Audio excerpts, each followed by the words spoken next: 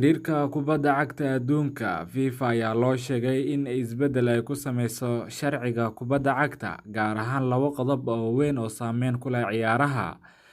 Halyeyga reer Netherlands ee Marco van Basten ayaa warqad u diray madaxweynaha FIFA Infantino waxaana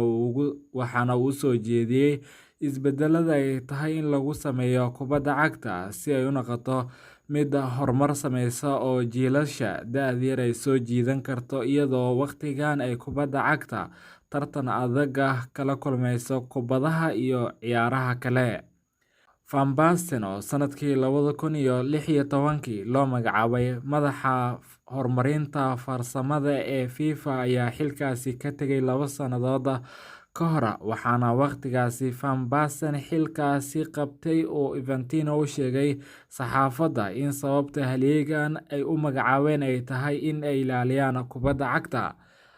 Si kastaba, Van Basten ayaa isaga oo haatan dibadjoog ka ah isboortiska, isla markaana qayb libaax leh ka soo qaatay qorshayaashii hirgelinta VAR iyo horumarada ay kubadda cagta sameysay, waxaana uu qoraal u diray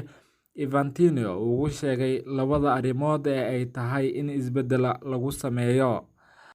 Qodobka koowaad ee uu soo jeediyay Van Basten ayaa waxa uu ku sheegay in la joojiyo ciyaartoyda ku soo xoomeysa ee isku hareeraya garsooraha, sidaas daraaddeedna kaliya FIFA loo oggolaado in kabtanka oo kaliya uu la hadli karo garsooraha, iyadoo haddii ay ciyaartoyda kale ee la hadlaan la siiyo kaarka digniinta oo degdeg ah xitaa haddii uu mar hore haystay.